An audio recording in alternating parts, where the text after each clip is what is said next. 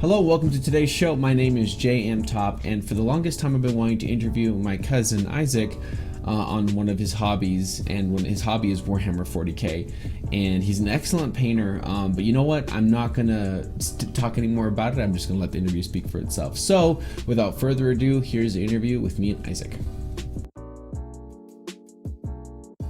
Thanks for coming on, man. Can you tell us your name just for everybody who doesn't know you? Yeah, my name's Isaac. I'm here from Lubbock, Texas, and that's all the exciting things about me. Right.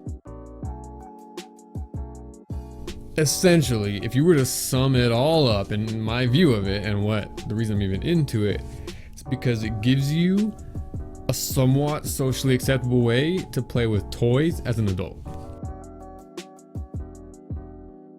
Okay, so since I was a kid, I was always into, I used to play RTS, which stands for real-time strategy games on my computer, and I was just really into the overhead view, managing your units and using that to combat your enemies and all that. So fast forward, when I actually have time and money, as an adult, I was really interested in all kinds of board games, and once again, it's that same theme. I love the strategy, I love the tactics, but also I've always, even when I was a kid, I loved my toys. I would set them up on stands and put them like below my lamps to sleep, just so the light would hit them and I'd stare at them and be like, oh. And so I liked figures, right? And so all the board games I got always had little miniatures and figures in that. And so the big boy version really of all that stuff is Warhammer. There's a few different games they have, but they've been making miniatures for over 3 decades. They have it down to a science, and it was you. Oh, me? Oh my god, yes. Yeah, we were looking for a game to play together, and you mentioned, hey, we should get a Warhammer 40,000, and I wasn't even a sci-fi guy. I considered getting into the fantasy version, which is Age of Sigmar, but you convinced me. You were like, let's try it. And so we went out and we went to Stormcrow and bought some boxes, and that's literally where it started. Okay, that's tough. Right now, in this very moment, it's Dark Angels, but it switches between them and then Drukari or Dark Eldar, as they're more popularly known. But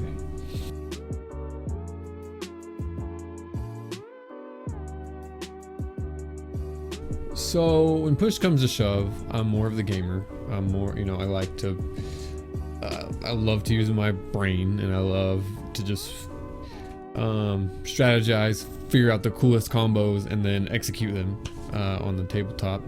And so that being said, that doesn't mean I'm not a fan of the hobby aspect, is what they call it. So the painting, the modeling, people do all kinds of crazy stuff, but let's rewind a little bit. Risk was I think it was the first board game I bought when I was wanting to get into board games, and this is the journey that eventually led me to Warhammer. But I liked Risk a lot. It was fun, and it was like a new version, and so, but I didn't always have someone to play with. I thought the minis were cool. Once again, I was attracted to minis, and I was like, what would make these cooler? What if I painted them? And so I started to paint and do all that, and when my friends would come over to play or whatever, they'd look at them and be like, hey, that's pretty good. And so I started like looking up actual tutorials on how, and then all that stuff. So it started with Risk. Then I was kind of, as I collected more board games with models, I would paint those. And so it was kind of the thing I would do when I wanted to play the game, but I was alone and didn't have anyone else to play with. I would just grab stuff and paint, because I don't know, that would kind of scratch the itch for me in this weird way. And so after painting for a while, I just got where I was decent at it. So not like a pro, but I can put out a decent product as far as painting goes. And so it was just literally this weird mix where it was like time for 40k. I had all the painting down, and I had all the the gaming down, and they kind of came together, and that's like what Warhammer 40k is. So yeah, so I relate to both aspects, but I prefer the gaming more.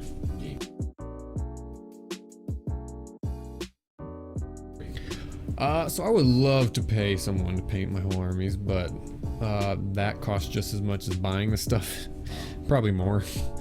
So no, I painted all myself so far. I mean, if I had just had money laying around, yeah, I would pay someone else to do it. I love coming up with the scheme, so I'd always do my first demo model and then say, here, do that. I'm really picky about color schemes and all that jazz. So, but yeah, I do all my own painting, at least for now. Man, I'm a random dude. So sometimes I'll paint, listen to a song. Sometimes I'll paint, listen to a podcast. Sometimes I'll just sit there and just paint. In silence? Yeah, or my wife is close by and we're just having a conversation or whatever. And I mean, I'll even just grab it and paint a couple colors while nothing else is really going on. And we're just talking with family and stuff. It's random. So you don't have like a set routine of like, I'm gonna sit down at this hour and this is what I'm gonna do today kind of thing? I have tried, and then painting at that point becomes a chore and I enjoy it less and less. So to keep it to where I will actually do it, I don't regiment it. I keep the stuff out and available. That way, if I'm like, hey, I want to paint a couple colors, that's all my attention lasts. I mean, I'll get lucky every now and then, get on a roll, and I can paint for 2-3 hours, 4 hours. I mean, the most I've ever done is 8 hours in one sitting of painting. And so, but that's rare. It's usually looks like 20 minutes, 30 minutes, even 5 to 10. I'll hit a color and then put everything down and be like, oh, I'm done. But over time, that adds up, and You get your piece. yeah. So, Games Workshop's color scheme, once again, no shade. They're really clean, prim, proper. And that's kind of how I would paint when I was starting. And then I saw a guy on YouTube. I would plug him here, but his name is escaping me. And he does what's called grimdark. And when he paints, I mean, these things look like they were in a war zone. They're kind of bloodied, or their metal's rusted. They're muddy and dirty. And if you've ever seen a documentary or anything, I mean, that's what war is. You know, when it's life and death, cosmetics, you know, fall to the wayside. Those things aren't important. And so I've taken on a more kind of dirty, muddy, battle-worn kind of paint style because of that. And so, yeah, I'm kind of a stickler for it now. Like, my stuff has to look like it actually Isn't it that? yeah, it was fighting or something, you know, kind of dirty and muddy type, bloody. Yeah, okay, so it is pricey. It's not that bad to get like a guy here and there, but when you're talking about a whole army, you're looking at as much as you paid for the army, which is, you know, in the thousands to get the whole thing commission painted. So if you suck at painting, first thing I would say is practice. I mean, I sucked bad when I first started. Those first few Risk miniatures, I pulled one out the other day and was like, oof, golly. It's just practice, and you can, if you set your mind to it, you can be I'm not gonna say you're gonna be pro level, but anyone can be a decent painter and get a decent job. You know, maybe not everybody, but and so that's what I would say. Try it yourself, and if you really hate it, then yeah, I mean, put the money in and some people just legitimately don't care. So I play with some people and they kind of have sloppy paint jobs and they don't care. They just throw some paint on, and if that floats your boat, hey, who am I to say, you know, that's wrong? It's not. Whatever you want to do it.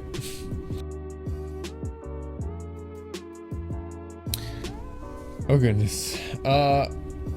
Games Workshop ain't like this, but there are communities, so it's an expense, it's a pricey hobby.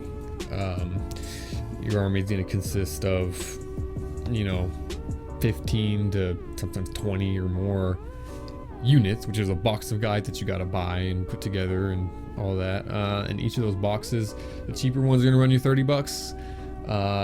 And let's say the more expensive ones, like Imperial Knights, going to run you $120. So an army is going to cost you anywhere from $1,500 to $3,000, you know, if you're just forking out the money to Games Workshop.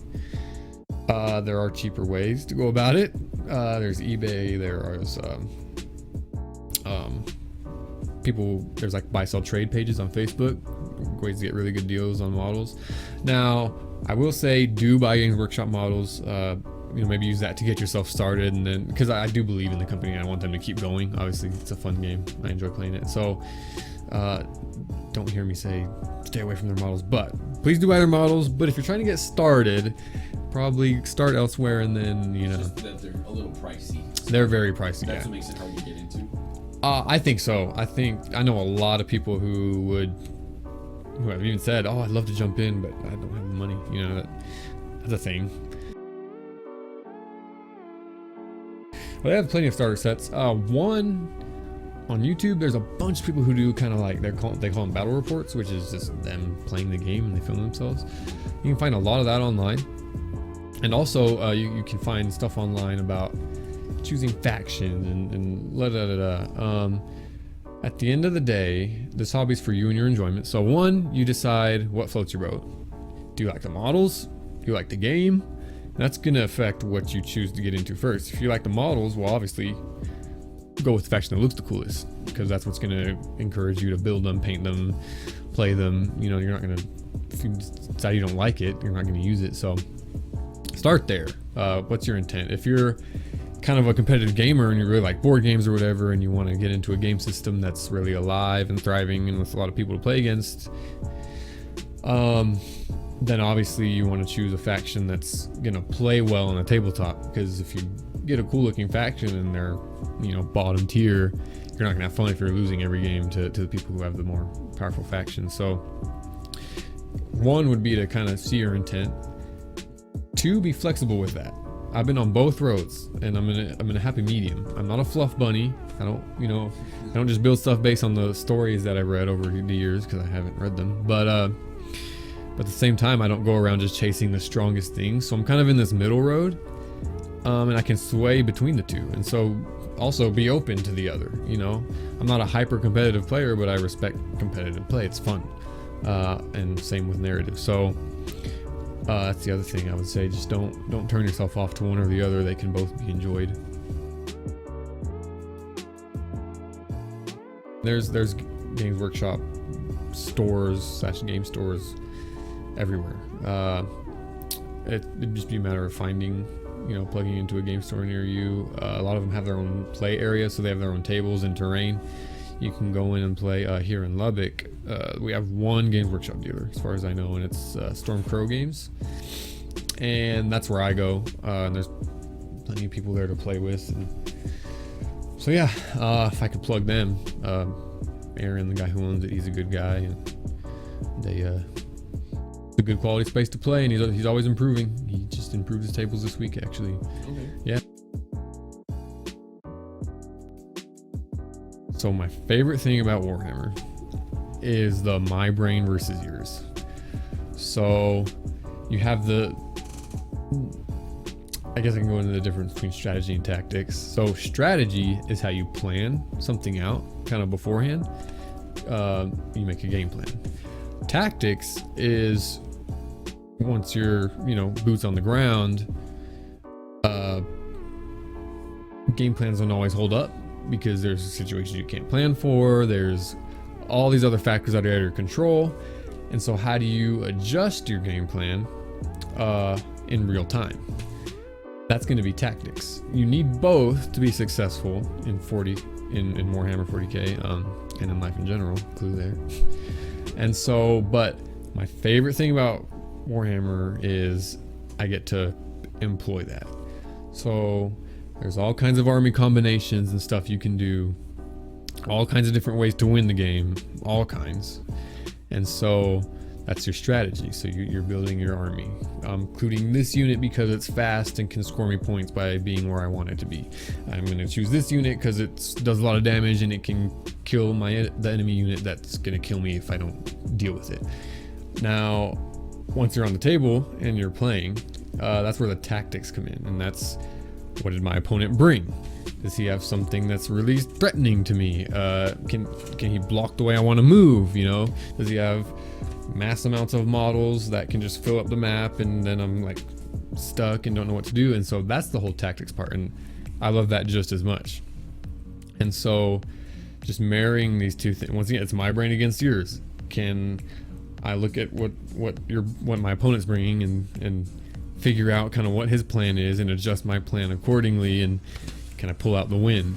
That is my absolute favorite thing about Warhammer, and just that's why I play board games in general, or even video games.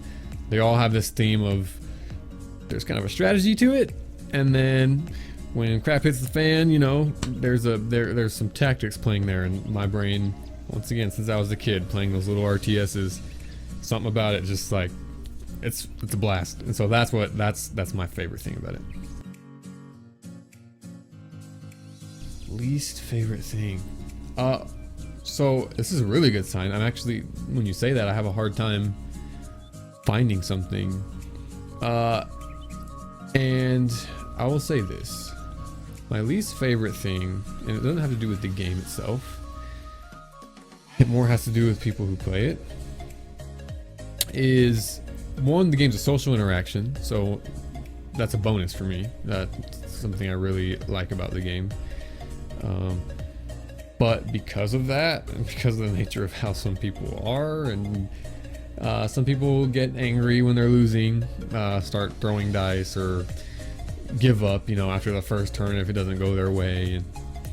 And some people also had just kind of they'll look for the negative in everything and want to complain, oh, my guys suck, oh, Games Workshop hates me because I play this faction, la, da, da, da. And the game's just in the most balanced state it's ever been, ever. Games Workshop is doing a great job at supporting it and all that, and I know this because I watched them do it. And so to me, a lot of people reach in and try to find the negative where they could, if they wanted to find the positive. And so that's my least favorite thing. And here's the other thing. So once again, and this is in life too, some people approach the game and they'll blame the faction they're playing, or they'll blame their dice for rolling bad, or you know, what have you. And it's a game of random number generation, so you know, dice don't like you sometimes.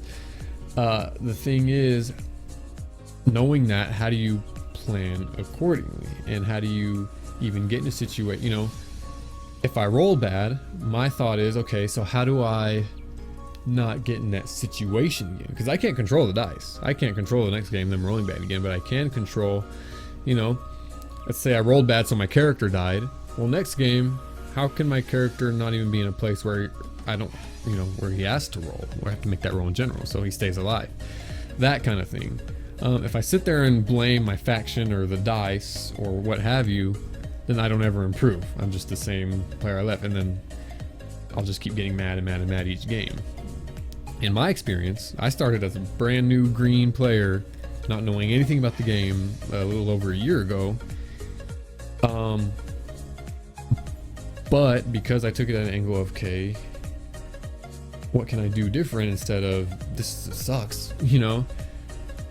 I've seen more wins, and I've noticed my game improving. And that, to me, that's a valuable life lesson, you know. Rather, if something's not working, rather than just doing it over and over and thinking sometime you'll get lucky or something like that, just change your game plan. Adjust, you know, do something different. And so that's my least favorite thing, is kind of the people who choose to complain and do nothing about it, put the blame somewhere else rather than, you know, trying to improve. And then sometimes they make the game unenjoyable because they just sit there and whine. And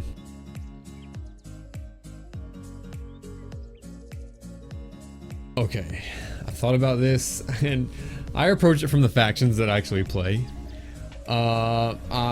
We've gone over this. I'm not one to follow the rules, and if there is like a prescribed beaten path, I like to shy away from it. So I really like, it's funny, it comes out in the factions I play, and it was not on purpose, but the Dark Angels, rewind, there was this big split, right? And it's a big deal if you're a heretic, which the people who split back in this big split were heretics, or are considered heretics still. The Dark Angels split, and part of them went heretic, and instead of like bringing it to light, the ones that didn't, like, blew up their own home planet and killed everybody, and then the rest were like spread out across the galaxy. So they're like secret heretics, kind of like the emo bad kid that did something bad and then covered it up. But at the same time, I don't like the Imperium of Man very much. It's just not my jam. And so the more I think about it, I also play Adeptus Mechanicus, which they worship like a robot spirit thing. Anyways, they have a faction within themselves, and they're from the planet called Stigi 7. Anyways, once again, they're this kind of mysterious, secret, clandestine faction. No one knows their intentions. They seem to be good, but no one really knows.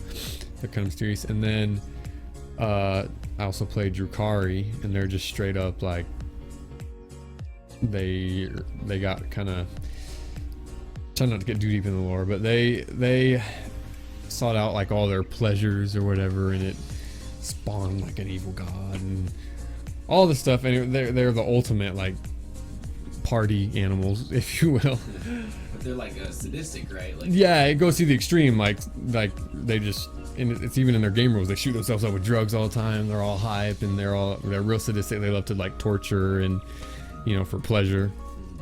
And so I kind of play all these factions that are real kind of darker rebel emo, and I kind of like lean that direction. And so if I was to pick any of those, we'll just say the Stygies guys, because they're mysterious. No one knows what they're about. You don't know whether to trust them or not, but they haven't actually given you a reason not to, but they have their own secret agenda. That's kind of my thing.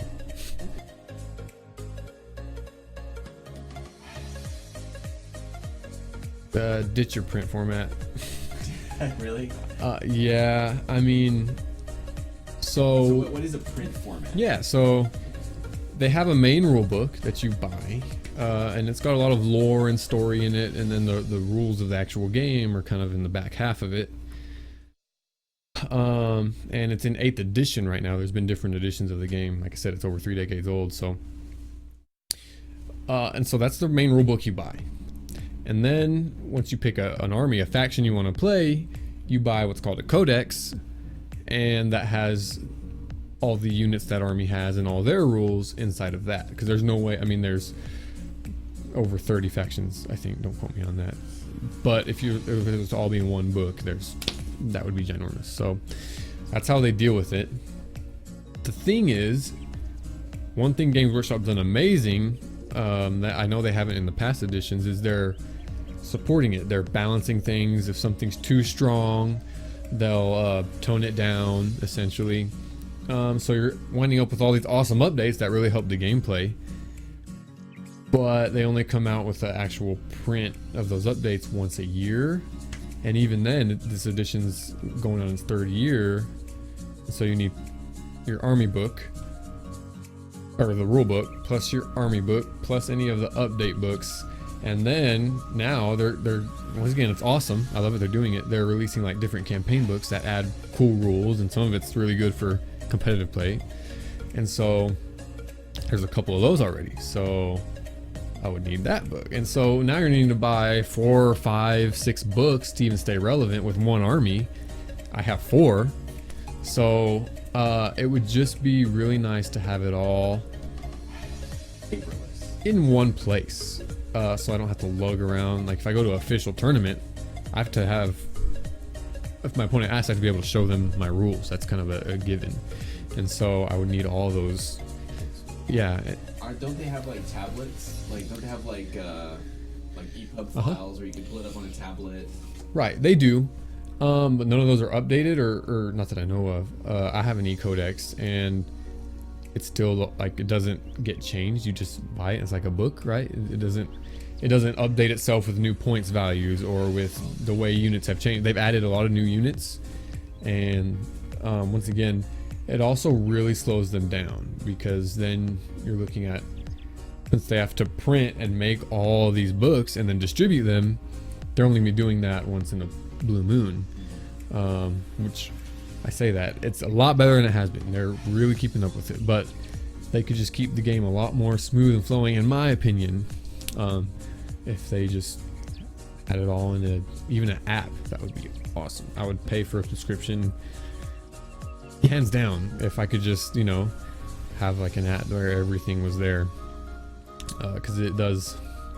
I think that really intimidates especially new players, because they're like, whoa, you know, I have like 8 books to stay relevant. What in the world? Yeah, I mean, I can see how that's daunting.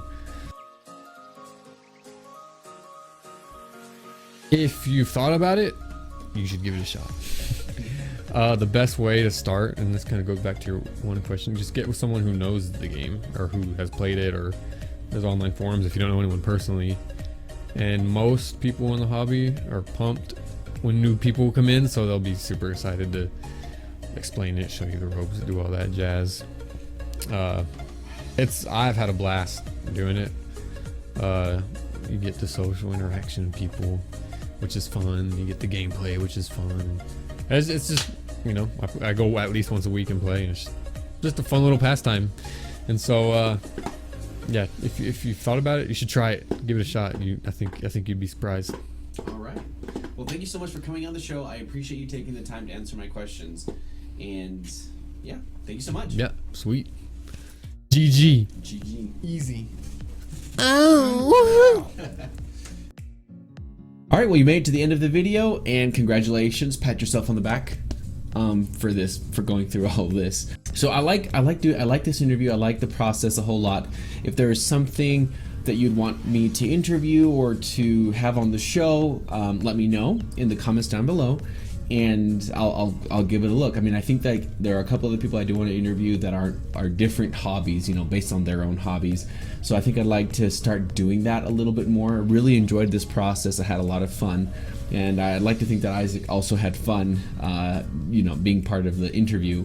Also, if you didn't know, I've published 2 books so far. It's Knights Without Kings and the Twin Princes. If you'd like to take a look at that, I have links down below that'll take you to those books. As always, I mean, this is a writing channel after all. This is just a little bit of a creative aspect of it, interviewing other people in their hobbies. So if you'd like to check that out, go down to the links below. I have right now I Made of Chalk. It's a sci-fi, cyberpunk, cyber fantasy novel, and that's in beta currently, and I'm very excited to work on that as well. And I'll have videos about that and betas and things related to writing in the future. So anyway, thanks for popping by, and I hope you have a fantastic day. I'll see you on the next one. Peace.